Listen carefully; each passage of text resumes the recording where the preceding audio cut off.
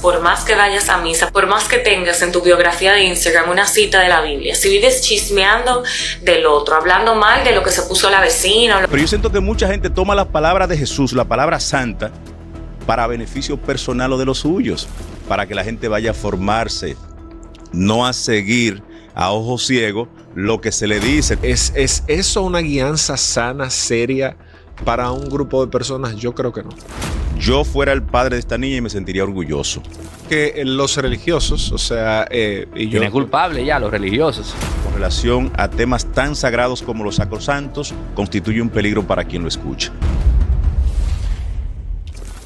Le responde un sacerdote, aunque se tomó varios días, parece ser que él no había visto el video, y a la hija del presidente, y este se convierte en el tema del día. Delvis Santos, comentarista del Rumbo de la Tarde, y Víctor Medina, teólogo profesional, vamos a conversar largo y tendido de este y otros fenómenos, no sé si decir espirituales, que han transcurrido en el país en las últimas horas, porque también está el tema del pastor que denunció de que se abrió un portal y que de ahí vino como una entidad maligna y contaminó los alimentos de unos niños que se intoxicaron. Eso es otro tema también, ¿eh?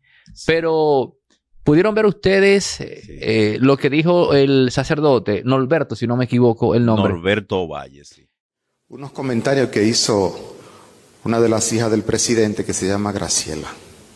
Dice el refrán que la ignorancia es atrevida. Sí, la ignorancia es atrevida. Y cuando uno está joven, a veces los impulsos traicionan a uno.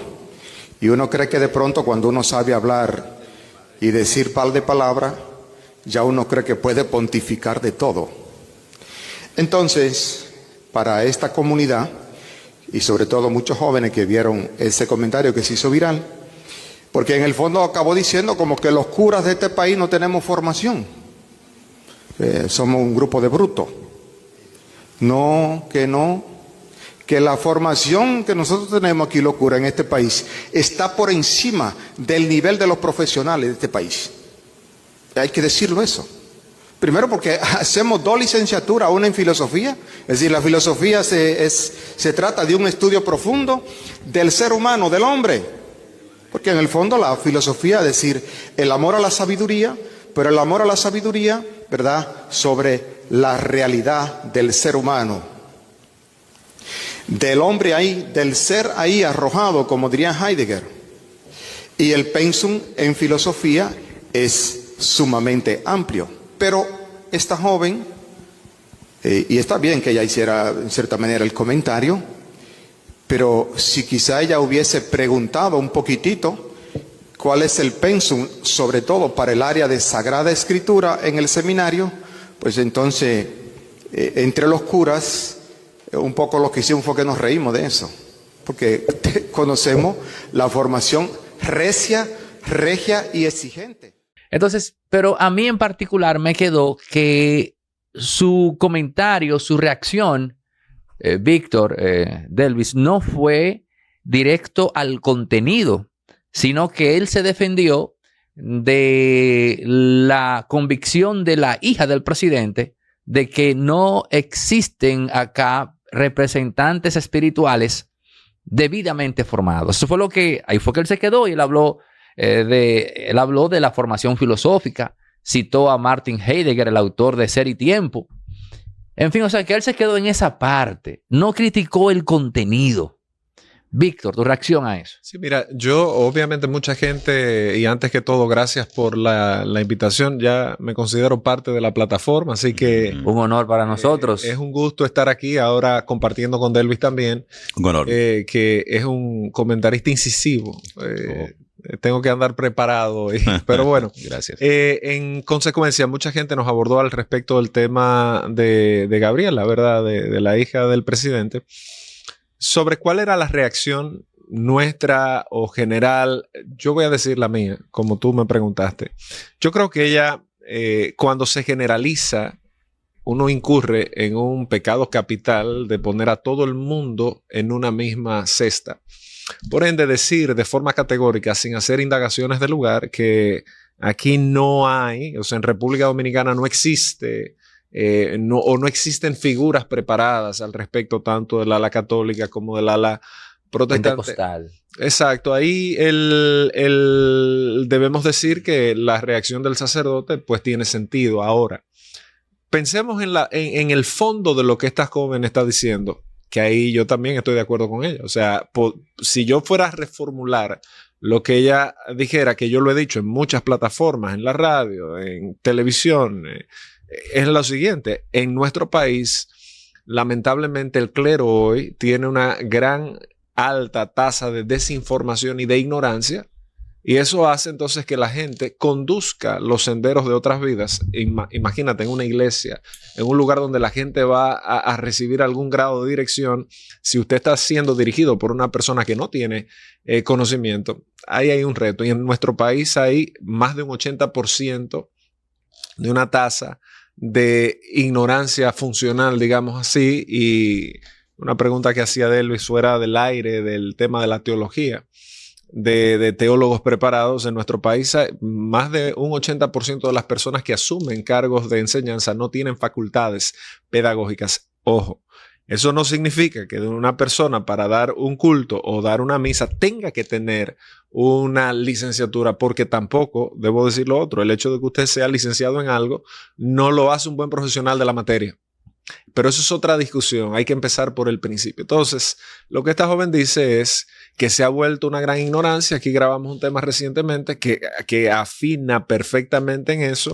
Cuando tú ves que un grupo de gente, hablábamos de los rabacucos en algún momento aquí en este canal, tú dices, bueno, ¿es eso una guianza sana, seria para un grupo de personas? Yo creo que no. Entonces ahí yo debo coincidir con ella en este sentido, en ese punto. Ok, Delvis, adelante. Pienso Delvis Santos. que el padre Norberto, con quien tengo mucha empatía por su vínculo de carácter social. O sea, ¿No lo conoces? Okay. Sí, lo conozco, y además es una persona que siente por la gente, que siente por la sociedad, que se ha enfrentado al poder establecido en Nagua y resto de la provincia María Trinidad Sánchez para lograr acueductos, reparaciones de calles, construcciones de escuelas, respeto por parte de las autoridades a los ciudadanos, y ese tipo de cosas le van granjeando un arraigo social a los sacerdotes, con los que entonces la gente se casa, para decirlo de una manera. Frente a eso, 100% de acuerdo. Ahora pienso que fue ácido y hasta un poco agresivo con la hija del presidente, al margen de la relevancia presidencial. Yo fuera el padre de esta niña y me sentiría orgulloso, porque un sentido crítico como el que ella ha ido desarrollando al decir que alguien que no tiene conocimiento, ponerse a ilustrar con relación a temas tan sagrados como los sacrosantos, constituye un peligro para quien lo escucha. Hablemos nuevamente sobre la religión. Yo conozco una persona que salió en un video viral maltratando a una haitiana, y 2 meses después puso un estado de WhatsApp sobre tratar bien al prójimo y la Biblia. Y esa incongruencia, yo creo que ustedes saben dónde yo voy con esto. Eso que yo puse en mi último video era algo que yo siempre intuía, pero que cuando aprendí que lo dijo la iglesia, o por lo menos en el caso de un papa, yo pude generar una conexión más auténtica con Dios. Me encantó que generara tanto debate. Y es que por más versículos de la Biblia que leas, por más que vayas a misa, por más que tengas en tu biografía de Instagram una cita de la Biblia, si vives chismeando del otro, hablando mal de lo que se puso la vecina o lo que no se puso la vecina, juzgando al que piensa diferente y lo excluyes, lo marginalizas, te crees superior, eres infiel a tu pareja, habla mal del que no va a la iglesia o no tiene una conexión directa con Dios, y encima de eso te crees él o la más cristiana, que eres menos cristiano o cristiana que el que no sabe nada de Dios, no practica ninguna religión, pero es una buena persona. Al final del día, lo que importa es que seamos buenas personas. La fe no se usa para señalar, se usa para que leas, y cuando leas lo que dice la Biblia, también autorreflexiones. Tampoco soy la mejor persona del mundo, tampoco digo que lo soy. Cosa que yo miro atrás, que yo hacía en el colegio, que yo digo, ay Dios mío, qué vergüenza conmigo misma, y me arrepiento. Lo importante es que tengamos la humildad para autorreflexionar de eso que leemos, eso que escuchamos predicar. Y sí, ya estamos en buen camino. ¿De qué sirve leer la Biblia si tus actos contradicen eso que lees todos los días? Sí, y ahí es que yo estoy de acuerdo. Y vi una reacción de una persona que me voy a reservar el nombre por respeto, porque no está aquí para argumentar, que salen de forma tosca y de forma tóxica, diría yo, a arremeter contra esta joven por hacer un pensamiento que muchos de nosotros hacemos sobre la realidad de la ignorancia que está cundiendo, por así decir, las iglesias, y estamos en el marco de iglesia, ¿verdad? Pero Sí. pudiéramos hablar de otras instituciones. O sea, tú tienes funcionarios que son completos ineptos, tú tienes profesores que, señores, o sea, nosotros tenemos un problema deficitario de academia en todos los ámbitos. O sea, el dominicano en materia de crecimiento intelectual, olvidémonos de otro tema, de crecimiento intelectual, está cada día peor. O sea, el dominicano,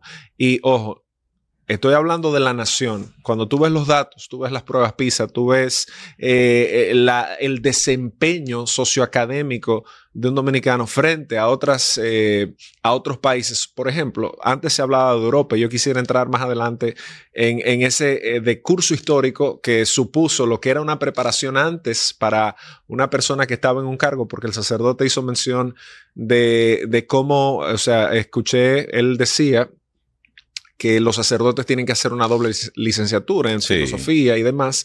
Yo quiero ir sobre eso más adelante, pero cuando tú ves Europa, por ejemplo, Europa es un museo bonito hoy en día, porque las grandes tecnológicas, Indonesia, la India, Silicon Valley, los profesionales del futuro se están formando ya fuera de lo que en el pasado fueron centros de pensamiento. O sea, tú vas a Grecia, que fue el centro de pensamiento más importante Occidental. de Occidente. Hoy en día eso es un museo lindo que te cuesta un ticket caro, porque ahí ya no se cultiva el pensamiento. O sea, Pero sí, pero está claro, yo pagaría si está a mi... oye esto, yo pagaría si está a mi alcance por visitar aquel lugar donde Alcibíades impartió ese discurso histórico, toda una pieza magistral de manipulación de las masas. Yo pagaría por estar en ese y decirme, y aquí fue que Alcibíades le contestó a Nicias. Y aquí fue que cuando Nicias atacó a Alcibíades, y disculpen que Tranquilo, volvemos. A usted es el dueño también. Y cuando Nicias ataca a Alcibíades, insinúa que esa travesía a Sicilia es porque Alcibíades está en bancarrota y que necesita el dinero. Suapea el piso con Alcibíades. Y cuando llega el turno de Alcibíades, este maestro de la oratoria y la retórica dice, para justificar la conquista de Sicilia, lo que tenemos aquí es una gran oportunidad histórica que no podemos rehuir. La experiencia militar de Nicias, unida a mi valentía. Exactamente. Eso es algo que Atenas no puede despreciar. Excelente. Y por ahí se fue. Entonces, ya tú sabes que terminó Nicias metido en las patas del caballo, que dice Plutarco que en su respuesta hasta estaba tartamudeando porque no esperaba ese ataque político. O sea, él no lo atacó. Él elevó a Nicias, ¿no? Nicias y yo contra Sicilia. Exacto. La experiencia de este general y mi valentía. ¿Quién contra nosotros? Entiende, entonces frente a eso, yo creo que... Yo pago por estar en ese lugar, hermano mío, por estar ahí y decirme, aquí fue aquí. Pero mira, adelante. Te estás presentando en un lugar en el que tenemos una gran oportunidad como sociedad. La experiencia del sacerdote Norberto Valle y el sentido crítico de una joven con vínculo en la casa presidencial. O sea, la sociedad de eso gana. La sociedad gana de ese tipo de debates. De hecho, creo que la han sacado de contexto. ¿A ella? Claro, la han sacado de eso? contexto. Sí, yo creo que los religiosos, o sea... Tiene culpable ya los religiosos. Sí, y yo soy parte de ellos, pero, o sea, parte de ese grupo al que dirían, bueno, pero tú eres pastor de una iglesia, sí, bien. Pero en ese modo de entrar a la defensiva, de defendernos de una agresión, parecería que no estamos tomando críticamente lo que se está diciendo y estamos siendo reaccionarios. Exacto. Y en esa reacción hacia esa joven, indistinto a que sea la hija del presidente, señores, o sea, eso la ha glorificado un poco y le ha dado más notoriedad. notoriedad, pero quítele ese mote. esa joven que hizo un comentario con todo el sentido, que no creo que lo haya hecho porque es la hija del presidente, lo hizo porque tiene 2 dedos de frente, Sí. está haciendo y está planteando la realidad de que, óyeme, gente ignorante manejando el tema de la fe es un reto, y yo estoy de acuerdo ahí. El tema y mi recomendación a ella es no generalizar. Ahora, cuando hemos visto la embestida del otro lado, decir, bueno, yo soy médico, pero el hecho de que usted sea médico, sí, lo hace una persona ilustrada, lo hace una persona competente en la medicina. Ser maestro es guiar, inspirar, pero también aprender cada día.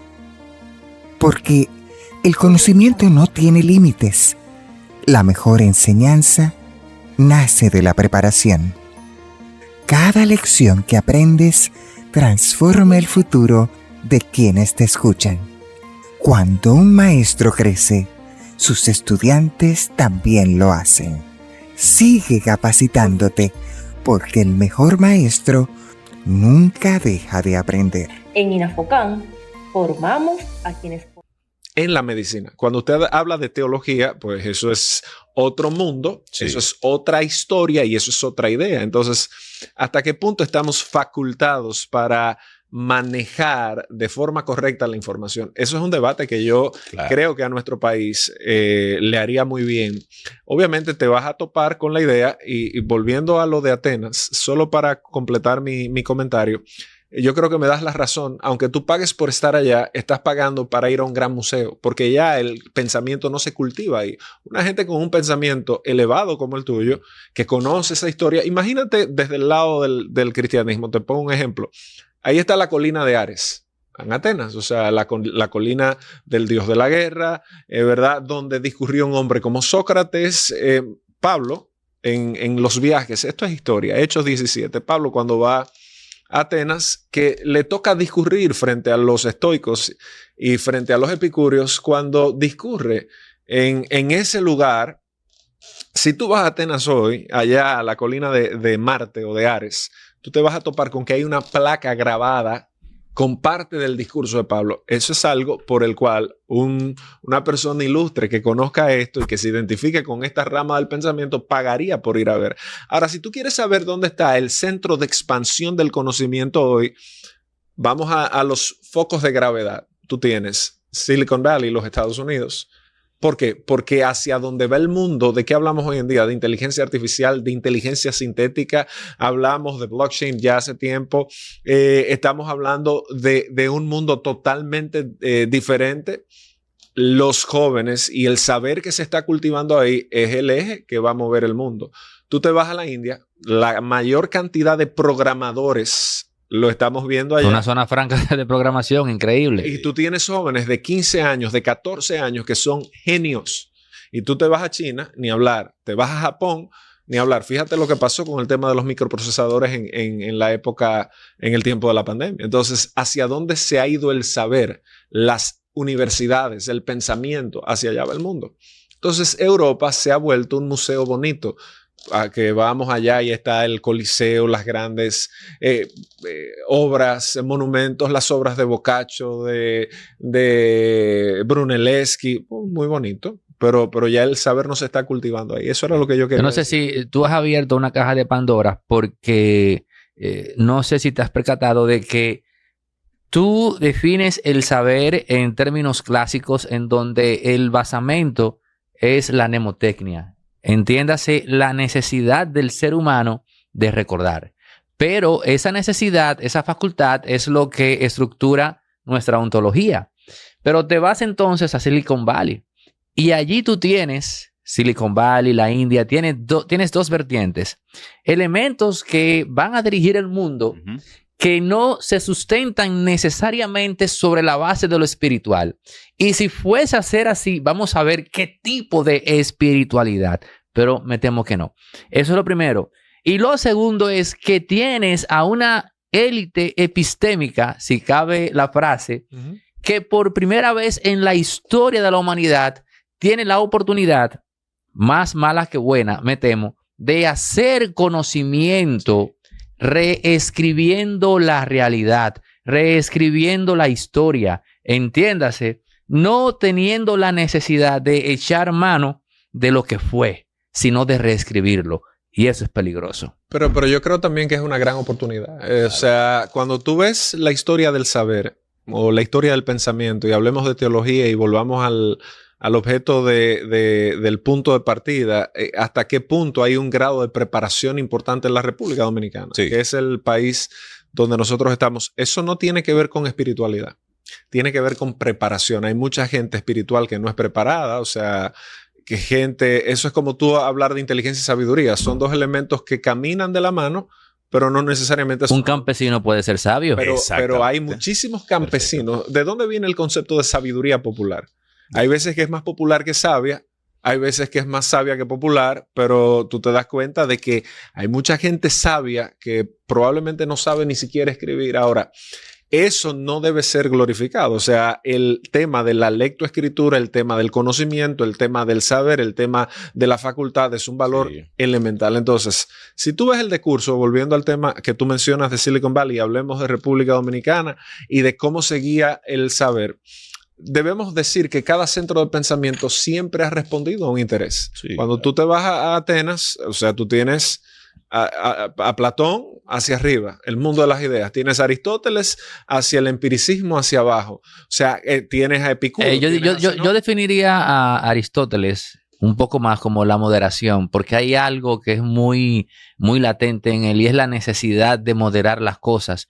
Y eso fue lo que lo llevó a la formulación de la politeia, porque él veía en los excesos de las ansias de poder las grandes desgracias de Grecia, como por ejemplo el intento fracasado de tomar el poder de Silón en el 632, que fue algo que marcó a Grecia definitivamente, o Atenas sobre todo. O sea, la moderación, la necesidad de controlar esos impulsos. Sí. Pero cuando tú defines la escuela de pensamiento, yo estoy de acuerdo.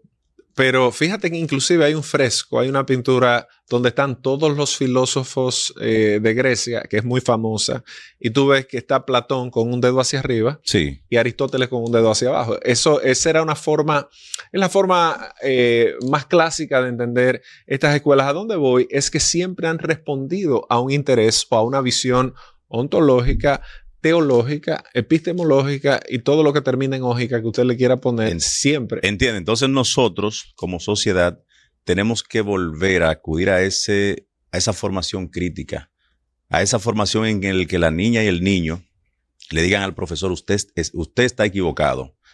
Vayan a la iglesia, a nuestra gente, y le digan, padre, eso no es así. Usted se equivocó. El 80% de su mensaje, adorado pastor, es mentira. Que lo digan públicamente en medio de la homilía, en medio de la feligresía. ¿Para qué? Para que la gente vaya a formarse, no a seguir a ojo ciego lo que se le dice. Todavía en la República Dominicana, el sistema educativo está configurado para que el niño le diga sí, señor, al profesor, aunque esté equivocado. Es más, me atrevo a decir que Graciela Abinader se quedó corta con lo que dijo. En más de un 85 o 90% de lo que se predica en las iglesias, por lo menos en mi país, lamentablemente quienes lo predican tienen desconocimiento de causa. Ok, la pregunta del millón, Ajá. Víctor, y ya te iba a decir Norberto, ya. La pregunta del millón es, ¿fue acertada la respuesta del sacerdote?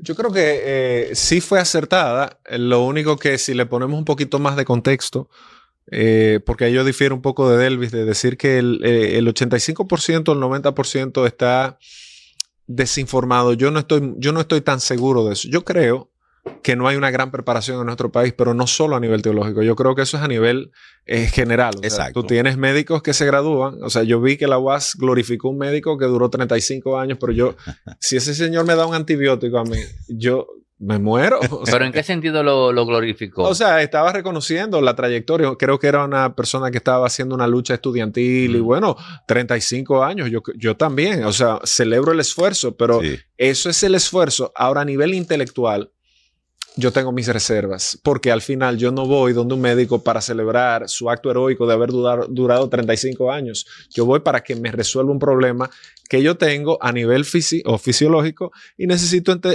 ir donde una gente que sepa o que yo entienda que tiene la facultad. Ahora, Cuando tú hablas del profesional dominicano, tú te topas con un área de profesión que es la teología, o es el pastorado, o es el sacerdotado. Sí. Y este tipo de cosas hay mucha gente que repite lo que ha aprendido. Y eso no significa necesariamente estar desinformado. Yo no haría, Delvis, por ejemplo, una protesta pública, porque yo creo que eso rayaría en las malas formas de cívica, de educación, de conducta y de moral, porque todo tiene su tiempo y su espacio. Yo estoy de acuerdo con la crítica. Yo estoy de acuerdo con sentarse, por ejemplo, si tú haces un comentario, yo estoy de acuerdo en sentarme contigo y decirte, Delvis, mira, yo no estoy de acuerdo con eso. Yo creo que debemos revisar esto. ¿Qué tú opinas? Exacto. Si vamos a fomentar un debate crítico, si es una protesta pública, eso yo no creo que surte el efecto de lograr que la audiencia genere una opinión crítica, sino que se crea una mentalidad de turba. A mí me gustaría, porque es que lamentablemente en nuestra sociedad todavía pensar libremente constituye un delito. Y te lo dice alguien que ha sido censurado en múltiples ocasiones y que ha sido vejado por pensar, bien o mal, pero aquí es un poco complicado. Sin embargo, nos damos cuenta que hemos ido involucionando. Peña, Balaguer y Vox, en términos intelectuales, disentían públicamente todos los días. Se decían hasta barriga verde. Ahora, lamentablemente... Es una ofensa noble. Es una ofensa noble, ¿verdad? Pero tú te vas a otros espacios de los que deberíamos copiar en términos de fortalecimiento de debates, como España, donde el presidente va cada semana o cada 15 días a sentarse a discutir como un diputado o como un legislador más, a debatir temas de sociedad. Sin embargo, aquí nos damos cuenta que cuando un joven, como es el caso de Graciela Abinader, que por coincidencia es hija del presidente, dice, constituye un error y hasta un peligro escuchar o dejarse adoctrinar de gente que no tiene el suficiente conocimiento. La agarra con el bate este sacerdote en Nagua, a quien reitero mi admiración, y la saca de contexto y lleva su inquietud, su preocupación de motivar a que acudamos de nuevo al conocimiento para los fines de que si usted es sacerdote o es pastor, antes de tomar a su feligresía para adoctrinarla en el marco de su ignorancia, que se forme. Es lo que está diciendo ella. Pues el padre le dice que es atrevida y que él tiene 2 carreras y que él es teólogo y lo demás. No se le está cuestionando, querido amigo. Lo que usted debe hacer es sentarse y decir, es cierto, tengan precaución, porque además, ella no lo dijo, pero mucha gente en la República Dominicana, que es el espacio donde estamos, utiliza la palabra santa para delinquir. Correcto. Mucha gente en la República Dominicana utiliza la palabra santa para cometer delitos, para cometer fechorías, para estafar a sus feligreses. Pero, Entonces, pero hay algo, ahora que caigo en cuenta y lo recuerdo. Él sí casi que hace o hizo un ataque ad hominem, porque él dijo previo a, hoy día cualquier persona que articula y que puede decir 2 o 3 palabras, él dijo eso. exacto. En su... Y eso ya es un ataque la ad está hominem, juzgando de ignorante. diría. Sí, y cuando entramos en ese punto, ahí es que yo vuelvo a los reaccionarios. Cuando entramos en ese punto, o sea, por el lado de ella, la generalización para mí no está bien. Vuelvo y digo, es como yo decir aquí todas las plataformas o todos los comentaristas. Exacto. No, eso no es correcto. Y que lo diga ella o que lo diga alguien, nunca voy a estar de acuerdo con las generalizaciones. Creo que su formulación del el todos, ahí yo la redefiniría. Ahora, invitar al sentido crítico, yo creo que es una de las marcas, y me voy a quedar, cuando yo recurro a la falacia dominem, es porque ya me quedé sin argumentos. O sea, ya yo no tengo cómo argumentar contra ti, ahora te voy a ofender personalmente. Tomando el hilo conductor de Delvis, que decía, bueno, fomentemos el pensamiento crítico, es que debería ser así. Toda persona, por eso yo he hablado de la lectoescritura, vamos al texto guía, vamos a la Biblia. Sí. La Biblia, una de las grandes ventajas o de las buenas cosas que trajo la Reforma Protestante, y digo buenas porque hay contrastes, ¿verdad? Hubo cosas no buenas, hubo cosas malas, pero una de las buenas y de las mejores fue que, producto de la imprenta de Gutenberg, ¿verdad? Más adelante vamos a ir viendo las traducciones de la Biblia en lenguas vernáculas. Eso le va dando facultad al pueblo de poder tener acceso a un libro que antes de la imprenta era costosísimo y estaba en un lenguaje que la gente no entendía. Ahora con la imprenta y el ejercicio de personas, en el caso de Alemania como Lutero, que cuando sale de la dieta de Worms en el 1521 se radica o lo autosecuestra el elector Federico el Sabio, se lo lleva al castillo. Ahí él traduce la Biblia usando el famoso Textus Receptus de Erasmo de Rotterdam. Eran amigos. Y terminaron enemigos, pero era típico de Lutero realmente. Era eso. típico de Lutero, pero Lutero nunca supo que la vida de él fue salvada por Erasmo sin saberlo. Una vez hay correspondencias entre Federico el Elector o Federico el Sabio, que era protector de Lutero. Cuando empieza el debate con Roma, con el cardenal Tomás Cayetano, que era el cardenal más eminente, debo decir, uno de los teólogos más importantes de esa época, inclusive antes del debate que él tuvo con John Eck en Leipzig en el 1519, hay correspondencias entre Federico y Erasmo donde Federico estaba recibiendo presiones para entregar a Lutero. Y Federico le pregunta a Erasmo, ¿qué hago? Erasmo, que era un humanista, de hecho, se conoce como el príncipe de los humanistas.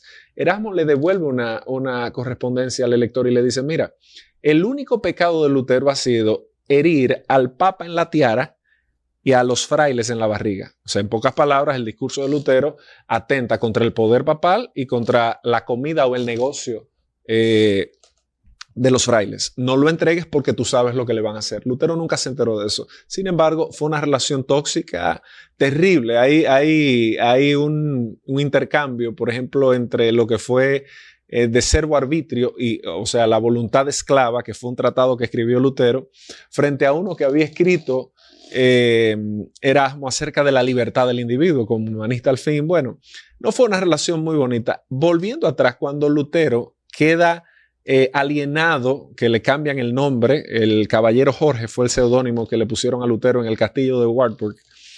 Ahí traduce la lengua, la Biblia al alemán, y la traducción, él decía, yo quiero que este texto le llegue al alemán como habla el alemán. O sea, en pocas palabras, si hubiese sido una traducción al castellano coloquial, pues perfecto. Tú vas a tener a Francisco de Encinas, que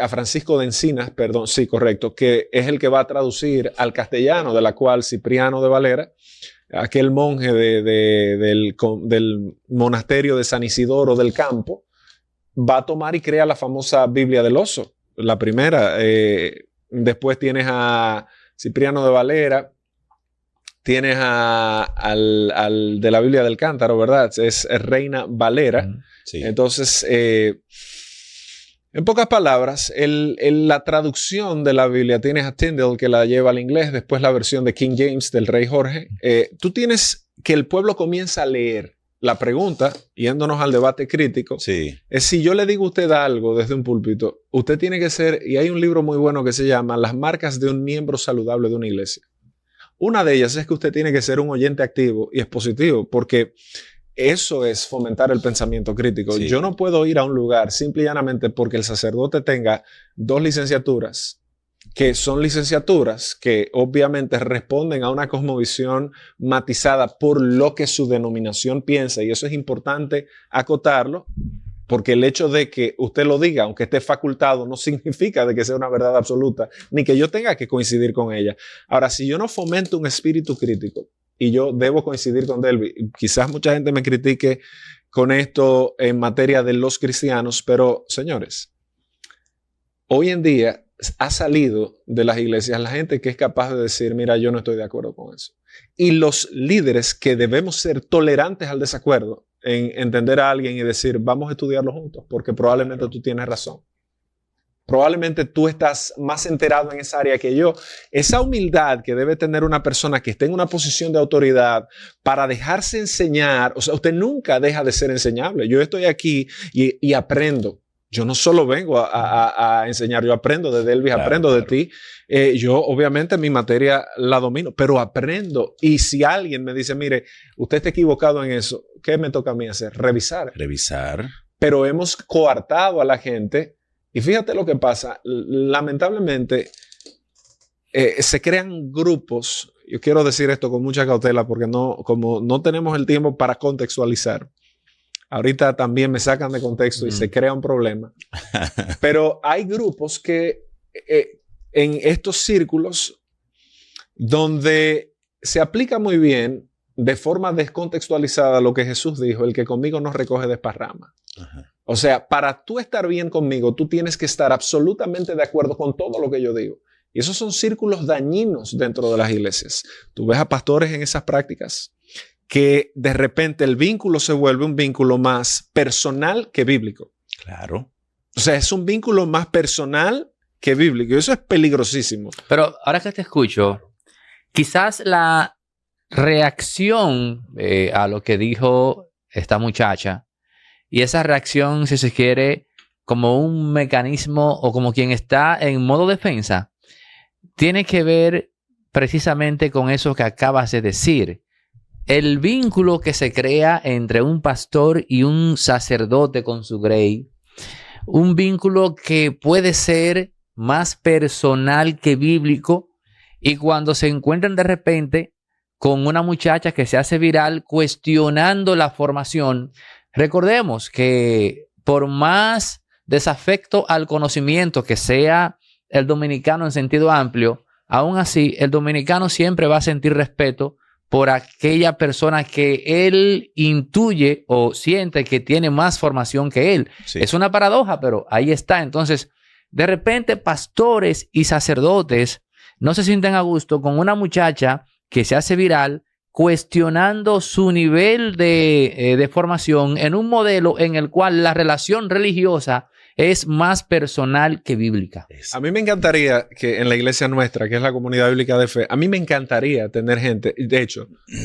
estoy seguro y puedo decir aquí sin temor a equivocarme y puedo decirlo desde mi más limpia conciencia en ese sentido, de que yo he sido uno de los que siempre ha dicho y siempre he fomentado el espíritu crítico. ¿Por qué? Porque usted decide si usted está frente a un grupo de borregos o si usted se pone al lado de personas que sean capaces de retarle y hasta de enseñarle. Hay un caso en la Biblia, en Hechos capítulo 17, que Pablo en el segundo viaje misional va a estar visitando, llega a un sitio que se llama Berea. En Berea, él ya venía con el gran precedente de haber sido el perseguidor, la figura enigmática, pero cuando él llega a Berea, los de Berea lo escuchan asombrado. Pablo no era un gran orador, o sea, mucha gente asume que él era un gran orador. De acuerdo al talante de los oradores griegos, Pablo quedaba, de hecho, en las cartas lo criticaban, o parte de las críticas era la tosudez de su discurso. Pero el punto es que, siendo él quien era, los de Berea estudian las escrituras, van a validar lo que él dice para entonces corroborar y hacer una doble comprobación y decir, mira, pero es verdad, el tipo está hablando lo correcto. Entonces, ¿qué pasa con esas relaciones personales que no se dan tanto en el ala católica?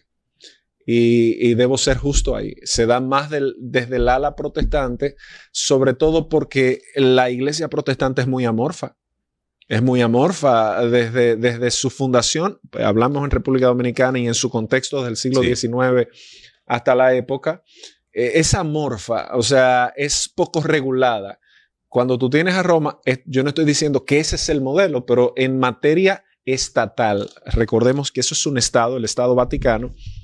En materia de manejo estatal, ellos tienen más uniformidad en el manejo. Y esa uniformidad del manejo evita ese tipo de roces. Ojo, debo decir que al final, donde hay gente, se dan eventualmente, o sea, ese tipo de círculos. Pero tú te das cuenta de que hoy en día hay teologías que son dañosísimas. Sí, ¿Por qué? claro.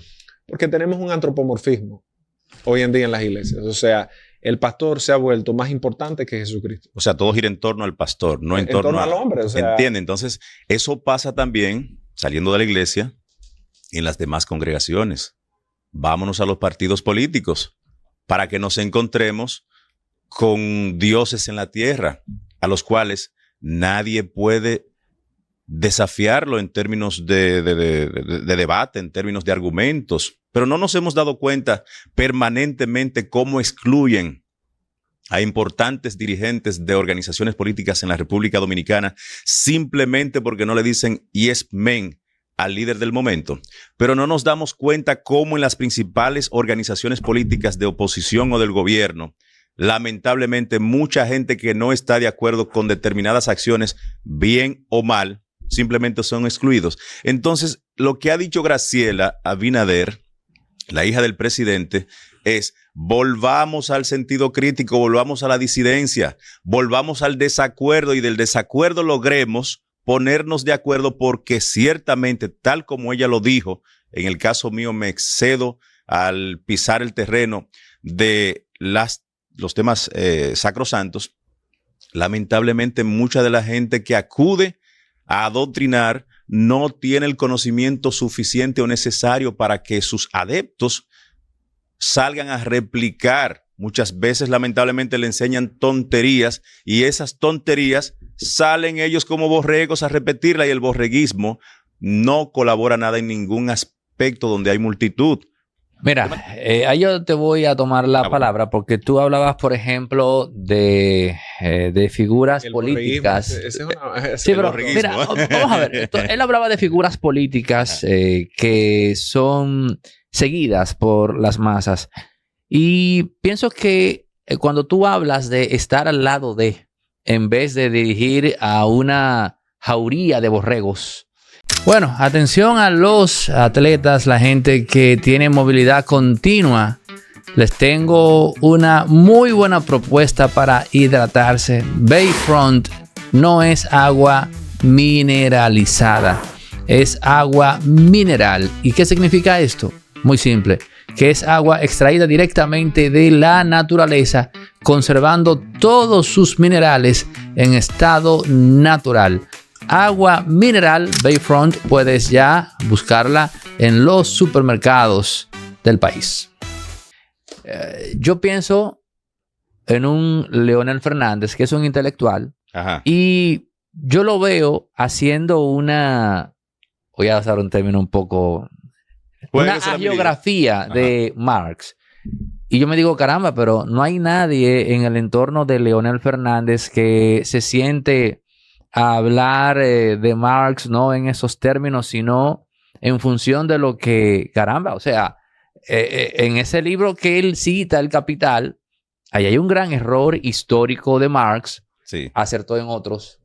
Pero háblenme de eso, háblenme de cómo él pronosticó que en las próximas décadas la debacle del capitalismo, sobre la base de la disminución que se daba de la ganancia, atento a que se iba a disminuir el costo de producción a un punto tal que no iba a quedar ganancia. Entiendo. Pero Marx no pudo ver que ese mismo proceso que él se va por ahí fue el proceso que trajo la expansión del consumo. En pocas palabras, fue un error grave. O sea, tú, debido a la maquinización de los procesos, sí, tú disminuir el costo de un producto, lo abarató, pero al abaratarlo, el consumo se expandió. Y eso hizo que el capitalismo se convirtiese en la fuerza histórica más exitosa en términos de producción de riqueza conocida por la humanidad. Pero Marx no vio eso.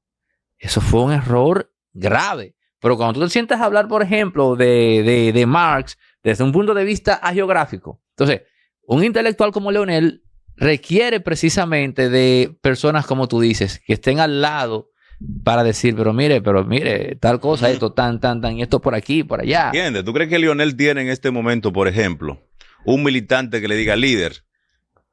Si le dice líder, comenzó mal. El ejercicio crítico que comenzó le diga profesor, mal.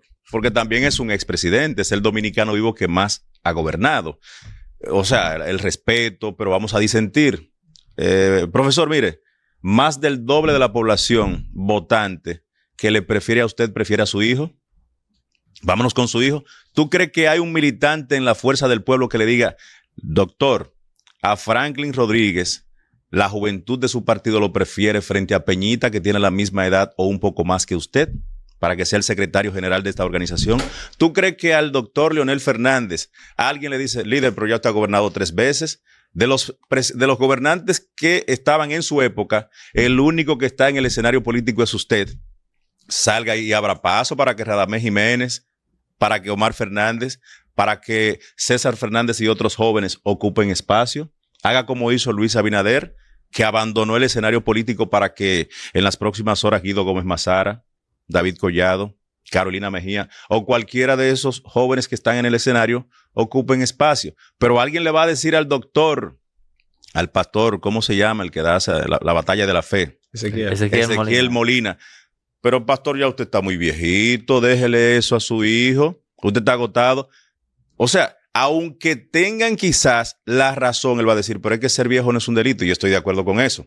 Ahora, si tú no cedes como viejo, no va a abrir espacio a un relevo generacional que también la iglesia lo necesita. ¿Le trajo un problema, Graciela, a perfiles como el pastor Ezequiel Molina? No, porque ella no está hablando, porque el pastor es una lumbrera del conocimiento social, popular, y creo que hasta los temas teológicos lo maneja con mucha propiedad. Ahora, le trae un gran problema a mucha gente que utiliza el escenario religioso para beneficiarse de la ignorancia de mucha gente, porque solo encuentra caldo de cultivo en la ignorancia aquel que como método malsano utiliza algo tan sagrado como la palabra santa. Usted ir a un púlpito y decir, Cristo dijo tal cosa, Jesús dijo que tenemos que ser obedientes, Jesús dijo que tenemos que ser totalmente sumisos. No, yo estoy convencido, como convencido estaré de que en esta tierra ningún ser más revolucionario que Jesús ha pisado. Ningún ser más contradictorio que Jesús. Ningún ser más contestatario que Jesús. Víctor me puede contradecir, pero yo creo que ir a la sinagoga en su momento y predicar como lo hacía y estar convencido de que yo soy al que debe seguir el mundo, de algún modo, eso es un acto de revolución. Eso es un acto quizás no de rebeldía para no caer en el terreno quizás de la blasfemia, pero a eso deben acudir los jóvenes, a decirle al padre, mira, no estoy de acuerdo con lo que tú estás predicando, no estoy de acuerdo con lo que estás diciendo, no estoy de acuerdo con cómo está tratando a mi mamá, cómo está tratando a mi papá, tenemos que sentarnos a debatir de esto. Y 3 días antes, el presidente Abinader en una entrevista había dicho justamente eso, ¿ustedes no recuerdan? Yo me comunico con mis hijas, con las 3, con un chat individual, porque son niñas totalmente contestatarias, son niñas inquietas. Si están de acuerdo, me dicen que están de acuerdo, y si están en desacuerdo, también me lo dicen. Eso es importante para una sociedad como la nuestra, tener una familia presidencial que por lo menos en cuanto a eso le aporte a la ciudadanía. Volvamos al debate, volvamos a la contradicción, que contradecir no es un delito en ningún escenario. Decir, como dijo Gabriela, que mucha gente que predica no sabe lo que está diciendo y que eso constituye un peligro. A mí me está diciendo que estoy verdaderamente en lo cierto. Ahora, ¿qué fue lo que ocurrió? Que el sacerdote Norberto Valle, en medio de una quizás exacerbación social, malinterpreta y en vez de encarrilarse en lo que ella está diciendo, porque ellos coinciden en el fondo, porque él sabe la cantidad de iglesias que están en su territorio, en la provincia María Trinidad Sánchez, sangrando a sus militantes, sangrando a sus feligreses, en base a mentiras, en base a blasfemias, en base a cosas que no se sustentan bíblicamente.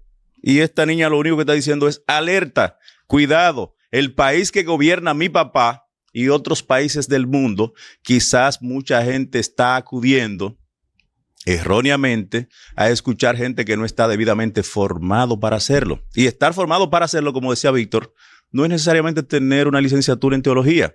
No, es estar convencido de que mi conocimiento solo llega hasta tal o cual libro de la Biblia. Es estar convencido de que verifiqué que aquello que ocurrió en tiempos pasados son las cosas que debo relacionar con Jesús.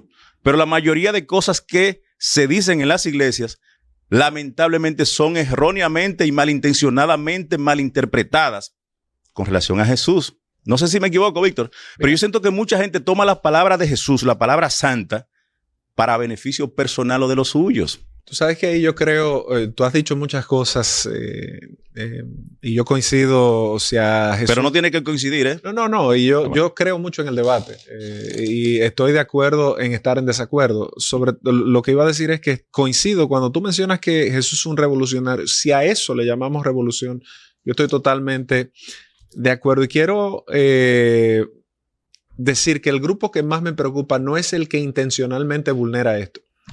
El grupo que más me preocupa es el que ignora y está genuinamente convencido de algo que ignora y lo practica, y a eso se le llama ignorancia. Perfecto. Ese me preocupa mucho más, porque el que sale a atracar, eventualmente esa máscara se le cae muy rápido, pero el que practica desde la ignorancia, que son los más, ese es el grupo que a mí genuinamente me preocupa. Quiero mencioné a Casiodoro de Reina hace un rato y no estoy seguro si lo mencioné en el contexto correcto cuando hablé de la traducción de la Biblia al castellano, que primero fue Francisco de Encinas, después vamos a tener a Casiodoro de Reina, que estaba en el monasterio de San Isidoro del Campo, y Cipriano de Valera, a ese lo mencioné, Casiodoro con la Biblia del Oso, y Cipriano entonces con la Biblia del Cántaro. De ahí sale la Reina Valera y justamente sale del disenso.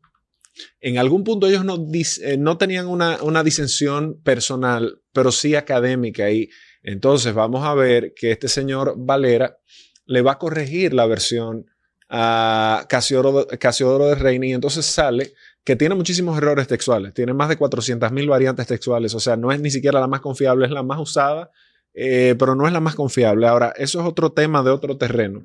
Yéndome al tema de la crítica, que eso es lo que yo quisiera rescatar de todo lo que se ha hablado en este sentido. Por ejemplo, yo vi una noticia que te mandé a Neudi de un pastor que dice que unas jóvenes fueron intoxicadas porque eso fue textual, dice el titular, hechicería de alto nivel. Ay, ay, ay. Entonces yo pienso que cada vez que alguien hace un enunciado de ese tipo, se mueren 5 dragones en la Antártida. Dios. Es una locura. O sea, ¿cómo?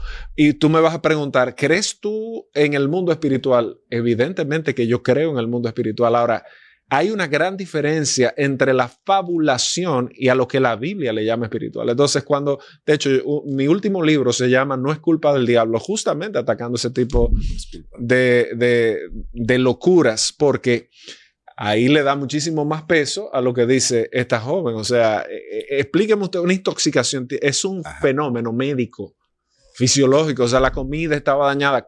¿Qué tiene que ver una hechicería de alto nivel? Porque eso a una gente que lo cuestiona todo le va a hacer la pregunta.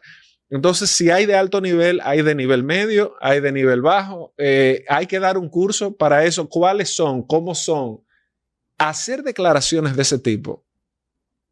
Por eso yo te decía, ese es el grupo que más a mí me preocupa, porque están genuinamente convencidos de esas perfectas estupideces. ¿Y qué te hace creer, Víctor, que esas declaraciones no son el producto de una acción malintencionada para embriagar de esa locura a un segmento de personas que también incurren en la locura de creerle? Mira, yo creo, o sea, obviamente yo no tengo la prueba del polígrafo para saber si él lo está haciendo de manera bien intencionada o mal intencionada, pero me parecería muy bruto, honestamente. O sea, yo soy mercadólogo. Tú hablaste de política y yo me callé porque a Neudi sabe, una de las empresas de nosotros maneja muchos candidatos, entonces yo ahí no opiné. Pudiera opinar mucho, pero como mercadólogo te pudiera decir, mira, salir a decir te voy a atracar es como que la peor estrategia del mundo, como por ejemplo usted salir a decir que eso está hechizado, que ahí hubo una gente de Disney que vino y le puso un hechizo. No creo que sea la mejor manera de usted introducirse. De hecho, una gente manipuladora tiene que ser muy inteligente. Tú ves los perfiles de los sociópatas y tú ves los perfiles de los, hoy en día, que a todo el mundo le quieren llamar narcisista, que no es así. Sí. Yo pienso que eso es una prostitución de ese término. Pero tú te das cuenta que el perfil de un sociópata y el perfil de un psicópata tiene un alto grado de inteligencia. Entonces, una gente manipuladora que intencionalmente vaya a agredir no puede ser tan estúpida. No puede ser tan estúpida porque se está desnudando. Mira, lo agarras tú, lo agarra Neudo y lo agarro yo. Que no tenemos, o sea, no necesariamente venimos del mismo trasfondo intelectual o de la misma cosmovisión cristiana y le entramos. Esa no es la mejor manera de engañar. No. Ahora, si lo hizo intencionalmente, bueno, pues es muy bruto. Y si lo hizo convencidamente, me preocupa más. Ve. Pero cuando tú te vas al espíritu crítico, que es a donde voy, uno de los aportes importantes del Renacimiento y de la Reforma Protestante, y he hablado mucho de la Reforma, y siempre me gusta hacer la aclaración de que yo no necesariamente estoy de acuerdo con todo lo que eso trajo. No estoy de acuerdo con todo lo que eso trajo, ni el mismo Lutero cuando muere, él mismo dice, mira, yo no salí a hacer todo esto que ha pasado. Lo que pasa es que ya es irreversible, pero eso es tema de otra plática. Sí. Yéndome a la crítica, uno de los elementos importantes, porque hubo mucho engaño, por ejemplo, hablamos, el sacerdote que hablaba hoy del tipo de preparación que tienen los sacerdotes, que evidentemente eso es una formación que ellos le dan. Sí. Esa formación empezó de manera oficial en el año 1556. O sea, el cardenal Reginald Pole fue el que va a hacer el primer seminario diocesal o diocesano, lo hizo Reginald Pole atendiendo a lo que fue entonces el Concilio de Trento, que empezó en el año 1545, que fue la famosa, o es conocido como la gran contrarreforma católica. Y una cosa positiva Sí. que salió de ahí fue que el catolicismo, que estaba, uno de los escritos de Erasmo que hablamos de él ahorita, se llama El elogio de la estulticia o el elogio de la locura, donde Erasmo criticaba que hasta para la muela había un santo. Un dolor de muela había un santo, o sea, un dolor de uña había un santo. Y la crítica de él era hacia la religiosidad sin entender o sin razonamiento. El aporte del Renacimiento y del humanismo, uno de ellos va a ser que la gente volvió a la crítica. Hay una palabra que es muy usada en los pensadores o los teólogos reformados, Sí. que es la palabra ad fontes, o sea, de vuelta a la fuente.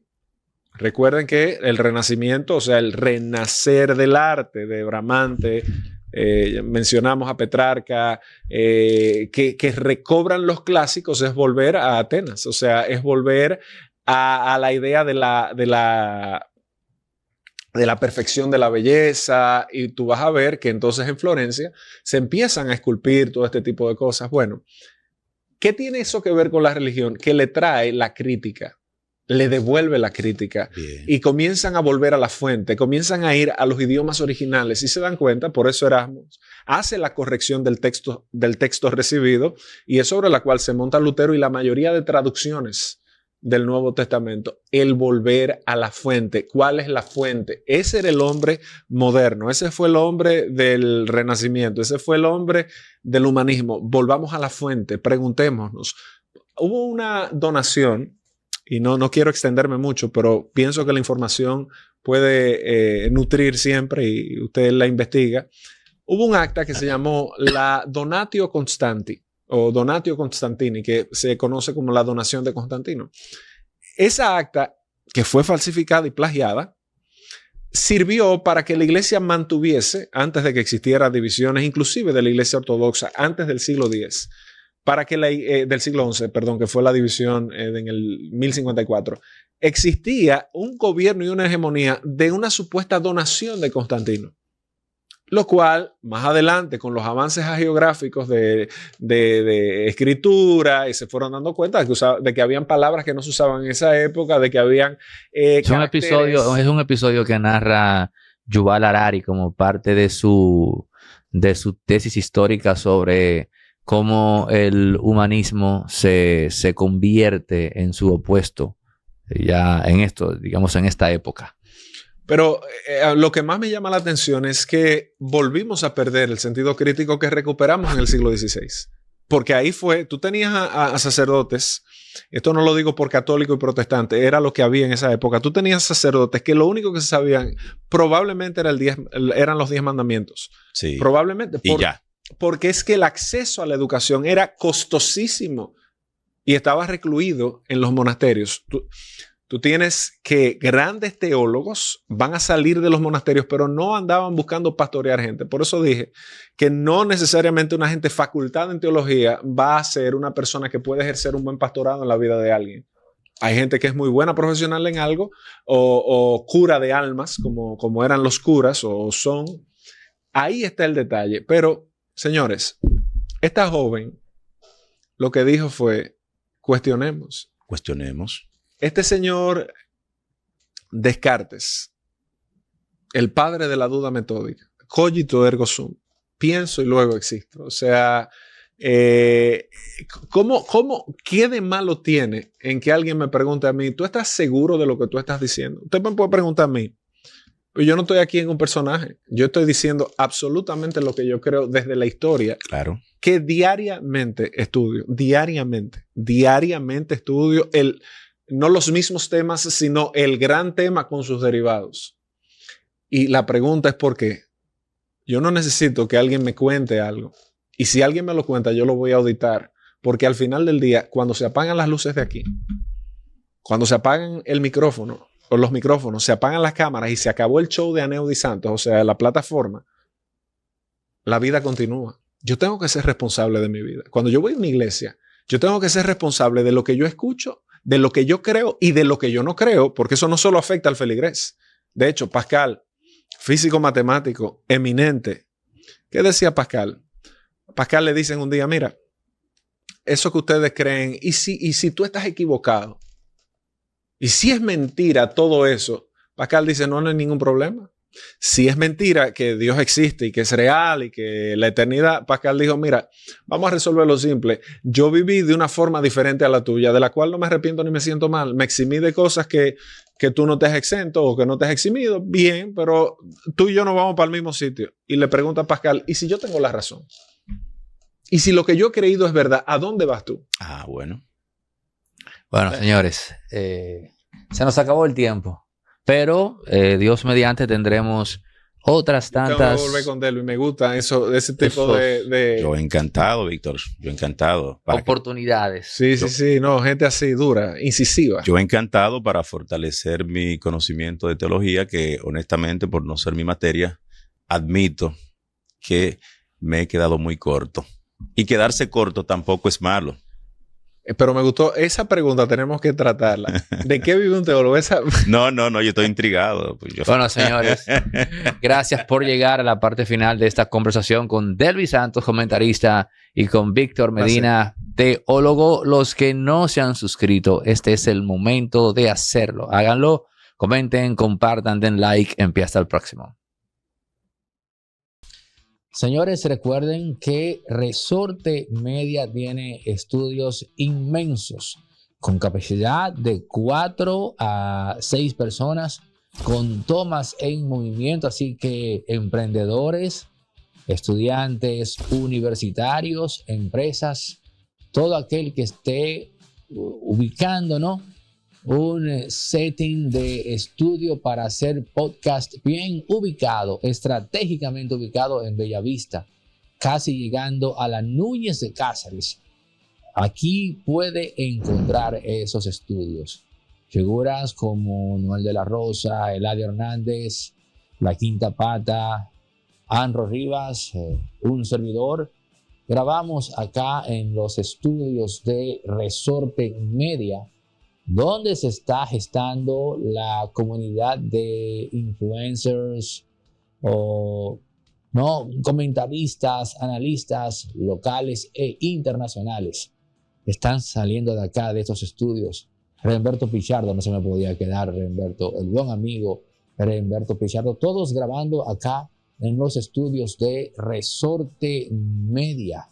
En el número que ves en pantalla, ahora mismo puedes escribir y apartar tu cita para que vengas a conocer los estudios y los planes que tenemos de renta y alquiler de espacios desde 30 minutos en adelante, con capacidad para 4 o 6 personas. Tomas en movimiento y laborando desde las 7 hasta las 11 de la noche.